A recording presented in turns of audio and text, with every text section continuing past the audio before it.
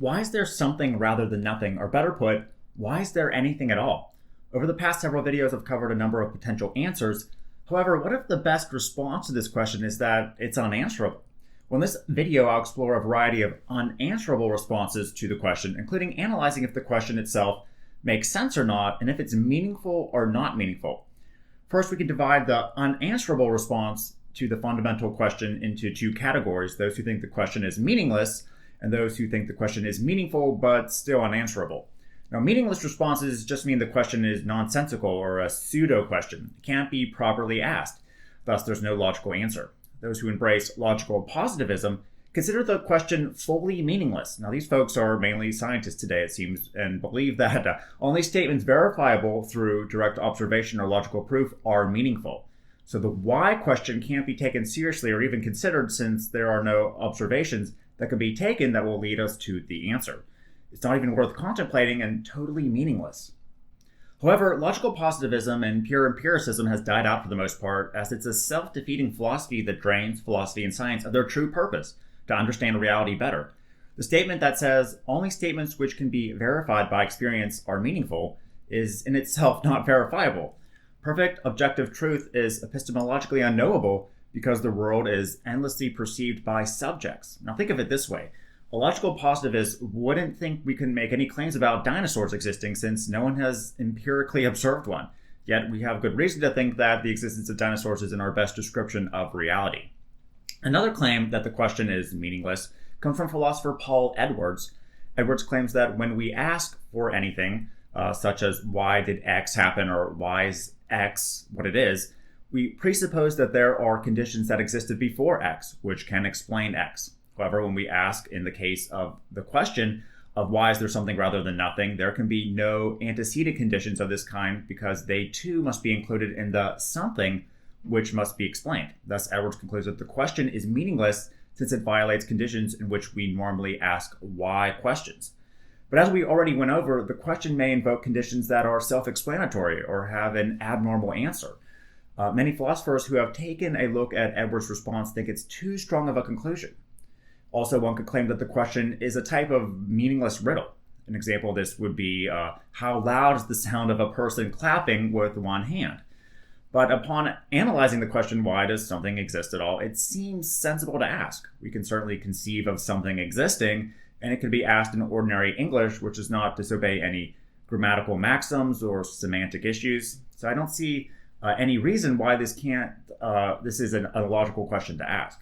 Ludwig Wittgenstein, who we discussed in the first video in this series as noting how philosophers can quickly become confused and lost in language, had an interesting response to the fundamental question. He remarks that the question itself is nonsensical and an answer, if even possible, lies beyond our grasp. Yet he thinks that the question is meaningful.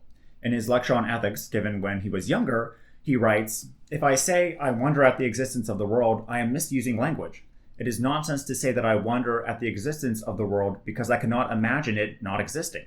I could, of course, wonder at the world around me being as it is. If, for instance, I had this experience while looking into the blue sky, I could wonder at the sky being blue as opposed to the case when it's clouded. But that's not what I mean. I am wondering at the sky being whatever it is. One might be tempted to say what I am wondering at is a tautology, namely at the sky being blue or not blue. But then it's just nonsense to say that one is wondering at a tautology." Here he thinks the phrase something existing is a tautology or nonsensical to contemplate, as he can't think of something not existing. If there isn't a space to even logically ask the question, then we certainly can't come to an answer. However, his response is a bit different from the meaningless responses outlined above I just did, because in that lecture he also talked about how absolute expressions such as absolute good have an almost supernatural meaning, that something can lie outside the world. They transcend the language of fact, and one of these expressions includes the feeling of wondering at the world. For Wittgenstein, the sense of wonder is clearly significant, invoking feeling in us, and he suggests that it may have an even greater significance than factual or scientific information. Now, unfortunately for him, because he thought the question was nonsensical, we have to pass over it in silence. But there is a type of meaning that we feel to this question that seems to reach beyond human limits, that ties into emotion, not just rationality. Now, as far as Wittgenstein's rational position on the question, later in life he changed his mind and acknowledged that his initial theories of meaning and language were flawed, making his position on the question inadequate. However, this is an interesting response as it suggests that the question is meaningful to us, even if there isn't an answer or maybe there can't ever be.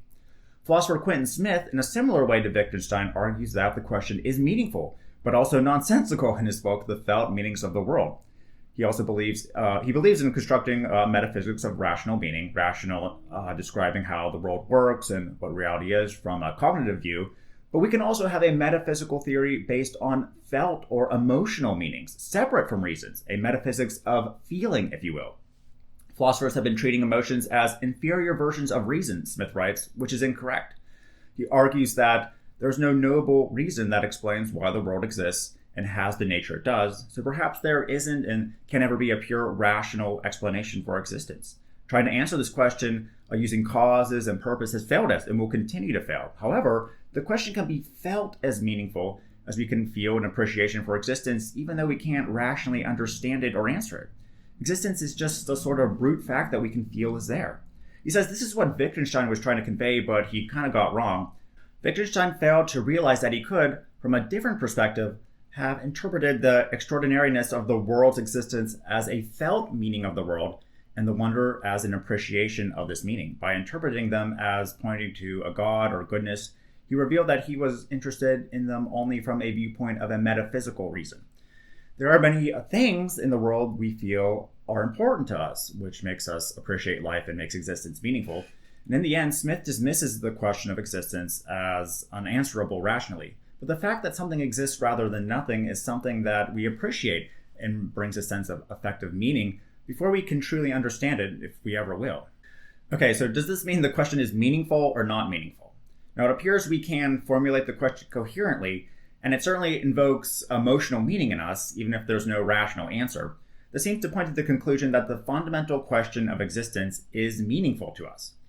Okay, so we've covered all the types of responses you'll hear in all the different videos, including many different answers to the fundamental question of existence. So which is right, or at least the most logical? Well, I'll be giving my own take in the final video on this series, so stay tuned for the stunning conclusion coming up shortly. But let me know what you think of the issues presented here. Is the fundamental question really meaningless and people are wasting their time even contemplating it?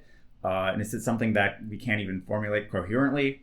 If you liked this video and thought it was interesting or helpful, please give it a thumbs up, as that really helps this channel's visibility. And also make sure to check out the videos in the description below to subscribe for more videos like it using the link in the description. And you'll also get the next video in this series on existence coming up soon. So thanks for watching, and don't forget to turn on the notification bell as well to receive updates when new videos are out, and I'll see you in the next video soon.